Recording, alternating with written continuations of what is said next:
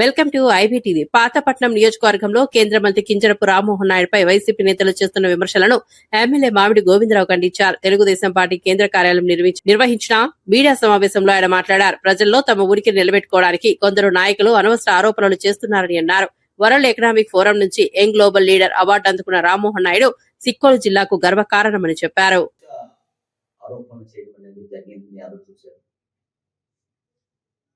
శ్రీకాకుళం జిల్లా అంటే వెనుకబడిన జిల్లా.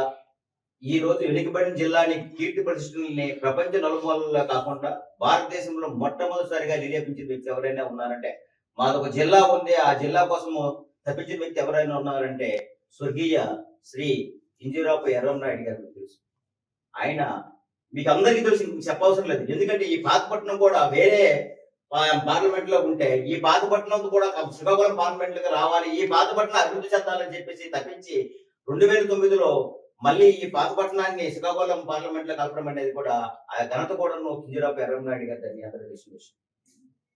అయితే అలా ఆయన తాలూకు వారసత్వాన్ని పుచ్చుకొని ఆయనకన్నా గొప్ప నాయకుడిగా అనిపించుకొని ఈ రోజు ప్రపంచంలోనే కాకుండా భారతదేశంలో నెంబర్ 1 యంగ్ లీడర్ గా అవార్డు, మంచి సంస్థ ద్వారా అవార్డు పొందిన వ్యక్తి ఆయన.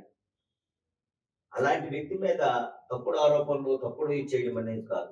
ఆయన ఏం అభివృద్ధి చేస్తున్నారు, ప్రజలకు ఎంత దగ్గరగా ఉన్నారు ఒక్కసారి ప్రజలు కూడా గుర్తిస్తున్నారు. సామాన్యుడైనా సరే ఎంపీ రామ్మోహన్ నాయుడు గారికి మన కేంద్ర మంత్రి వాళ్ళకి కలడం చాలా ఈజీ. ప్రతి ఒక్కరికి ప్రేమతో ఆప్యాయతో పలకరించిన వ్యక్తి ఎవరైనా ఉన్నారంటే ఆయనే. ఈవెన్ మన బాబువాడ బ్రిడ్జి దగ్గర నుంచి, మన వంశధార ప్రాజెక్టు దగ్గర నుంచి ఈ రోజు ఇక్కడ ఉన్న ప్రతి డెవలప్మెంట్ వెనుక కూడా ఆయన ఆస్తులు లేకపోతే ఈ రోజు కాదు. ఈ రోజు హైవే కూడా తీసుకోండి ఒకసారి. ఈ హైవే నర్సనపేటలో మోహన్ వరకు హైవే తీసుకోండి, ఆయన పెట్టి చేసిన హైవే. ఇదే కాదు, మెయిన్ రోడ్స్ ఏవైనా 6 రోడ్స్ ఉన్నాయి. ఆ రోజు కింజరాపు ఎర్రంనాయుడు గారు 4 రోడ్ల హైవే రూపకల్పనకి ఆయన ప్రధాన పాత్ర పోషిస్తే తర్వాత వచ్చిన మన నాయకుడు, ఇప్పుడు ప్రజెంట్ మన కేంద్ర మంత్రి కింజరాపు రామ్మోహన్ నాయుడు గారు ఈ రోజు 6 లైన్కి గల కారణం ఆయనే. రైల్వే స్టేషన్ తీసుకున్న ఆమదాలవలస రైల్వే స్టేషన్ కానీ, లేదు మన పాతపట్నం రైల్వే స్టేషన్ కానీ, ఇవన్నీ గల కారణం ఆయనే. ట్రైన్ లేని సమయంలో, అప్పుడు రాజుగారు పెట్టిన ట్రైన్ లేని సమయంలో ఎర్రమనాయుడు గారి దయ వల్ల ఈ రోజు ఆ ట్రైన్ మళ్ళీ రన్ అయింది.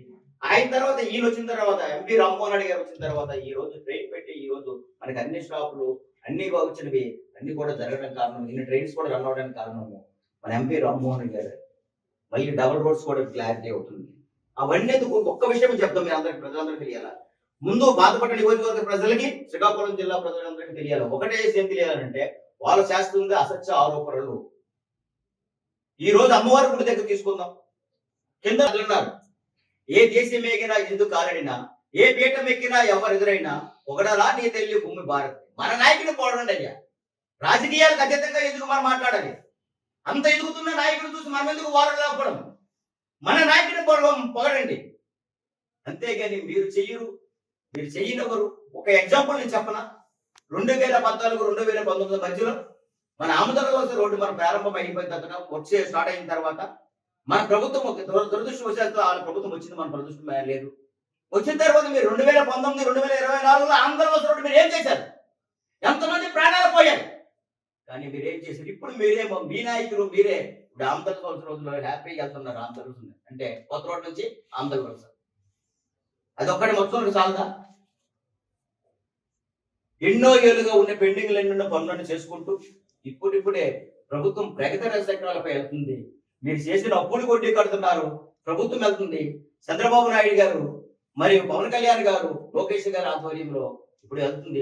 ఆయనకి వాళ్ళతో సమానంగా మన ఎంపీ రామ్మోహన్ నాయుడు గారు, మన కేంద్ర మంత్రి ఎంపీ రామ్మోహన్ నాయుడు గారు, రాష్ట్ర మంత్రి అచ్చెన్నాయుడు గారు, వీళ్ళందరూ సమతూకంతో వెళ్తూ ఈ నియోజకవర్గమే కాదు, ఈ జిల్లా కాదు, ఈ రాష్ట్రం నలుమూలలో కూడా అభివృద్ధి బాటలో వెళ్తుంది.